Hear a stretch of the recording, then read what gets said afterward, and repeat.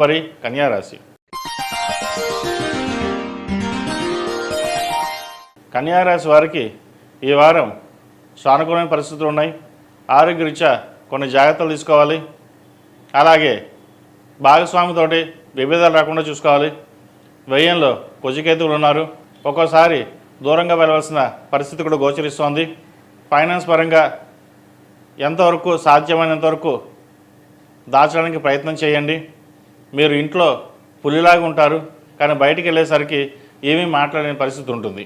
ఏదైనా చేద్దామనుకుంటే మనసులో భయం ఉంటుంది. మనం చేయగలమా లేదా, ముందుకెళ్ళగలమా లేదా, ఉద్యోగం వస్తుందా రాదా, లేదా పరీక్ష బాగా రాయగలమా, మన వ్యాపారం సరిగ్గా చేయగలమా అనే భావన ఏర్పడుతుంది. ఇక్కడ విషయం ఏంటంటే మీకున్న తెలివితేటలు అందరికంటే మీకు ఎక్కువ ఉంటాయి, కానీ వాటిని మీరు ఉపయోగించుకోరు. సరైన పద్ధతిలో ఉపయోగించినట్లయితే ఇటు పరీక్షలు బాగా రాయిస్తారు, వ్యాపారం చక్కగా ఉంటుంది, ఉద్యోగంలో కూడా మంచి మార్పులు వస్తాయి. ఏదైనా సరే ఇమ్యూనిటీ పవర్ తక్కువగా ఉంటుంది. ఏదైనా సరే మన సంకల్ప సిద్ధిరస్తున్నాం. మన సంకల్పం ఎంత గట్టిదైతే ప్రతి పని అంత గట్టిగా ఉంటుంది. జాతకాలు అనేవి 50% ఉంటాయి, కానీ 50% మన మీద డిపెండ్ అయి ఉంటుంది. మన సంకల్పం, మనం కోరుకునేది చెయ్యాలి అనేది ముందు సంకల్పించుకోవాలి. ఆ సంకల్పం తగ్గ దైవానుగ్రహం. అందుకే అన్నారు పెద్దలు, దేవుడు రోజు ఎందుకు దండం పెట్టుకోమంటాం? ఒక పని కావాలన్నప్పుడు ఆశీర్వచనం. పెద్దల ఆశీర్వచనం ఎంత ముఖ్యమో భగవంతుడి ఆశీర్వచనం కూడా అంతే ముఖ్యం మనకి. కాబట్టి ఇటువంటి పరిస్థితుల్లో కూడా ఏ పరిస్థితుల్లో సరే భగవన్నామ స్మరణ చేసుకోవడం, పెద్దల ఆశీస్సులు తీసుకుని ముందుకెళ్ళండి, మంచి విజయాలు సాధిస్తారు. అలాగే ఇండస్ట్రీలో పేరు ప్రఖ్యాతలు వస్తాయి. సినిమా ఇండస్ట్రీలో ఉన్న వారికి చాలా అనుకూలంగా ఉంది. మంచి పేరు ప్రఖ్యాతలు వస్తాయి. ఒక అనుకోని అవకాశాలు కూడా కలిసి వచ్చే విధంగా గోచరిస్తోంది. సాఫ్ట్వేర్ రంగం వారికి అంత అనుకూలంగా లేదు. రియల్ ఎస్టేట్ రంగం వారికి, కన్స్ట్రక్షన్ ఫీల్డ్ ఉన్న వారికి కొంతకాలం ఆగి ఉండడం మంచిది. కొంత నష్టం వచ్చే అవకాశం కూడా గోచరిస్తోంది. ఉన్న వ్యాపారాలని ఇబ్బంది లేని వాతావరణంగా చూసుకోవడం, ఎవరు మనవారు ఎవరు పరాయివారు అని ఆలోచించుకుని ముందుకు వెళ్ళాలి. అందరూ మనవాళ్ళే అనుకుని ముందుకెళ్తే మోసపోయే అవకాశం ఉంటుంది.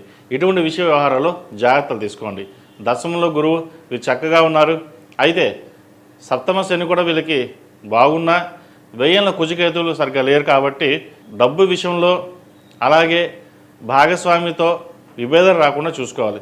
సాధ్యమైనంతవరకు కుటుంబానికి సమయాన్ని కేటాయించడానికి ప్రయత్నం చేయండి. ఈ రాశిలో జన్మించిన స్త్రీలకు వృత్తి ఉద్యోగాల పరంగా బాగుంది. సంతానాభివృద్ధి చక్కగా ఉంటుంది. మీరు ఏదైతే ఆశిస్తారో అది నెరవేరుతుంది. జీవితాశయం నెరవేరింది, ఇంతకన్నా మనకి ఏం కావాలి అనే భావన ఏర్పడుతుంది. ఎందుకంటే మీ జీవితాంతం కష్టపడేది అంతా పిల్లల కోసమే. వారు బాగుంటే మనం చాలు అనే ఉద్దేశంతో మీరు కష్టపడతారు. అలాగే ఉద్యోగం కోసం ప్రయత్నిస్తున్న వారికి మంచి ఉద్యోగం లభిస్తుంది.